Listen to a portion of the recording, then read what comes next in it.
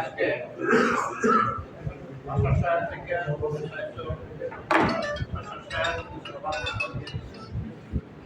আমি এক মাস থেকে কথা বলছিলাম আজকে একটা স্কুলে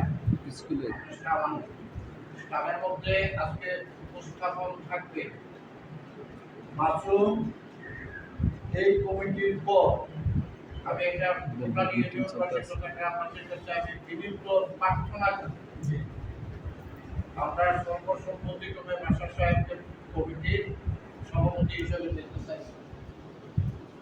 এখন মাসুম আব্বাস নামে অঙ্গীকার করে দিতে হবে। আমি সবার কাছে এটা চাই যে হ্যাঁ মাস্টার সাহেব ন্যূনতম একবার পূর্ণাঙ্গ কমিটির সভাপতি হওয়ার পর তারপরে যে কিছু সে হয় আমার মতো রাখতে হবে। এটা স্টাফের মতো মাসুম সবার থেকে আমাদের সবার স্বাক্ষর থাকবে স্বামীর মধ্যে মাসুম দিবে আগামী, কারণ এখনকার তো এটা কিন্তু আমাদের আউটলুক ছিল না, এটা কিন্তু সরকারের বিধান নয়, এটা হলো আমাদের এলাকার বিধান।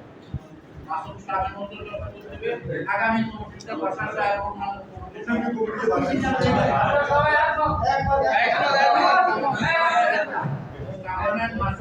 কোথায়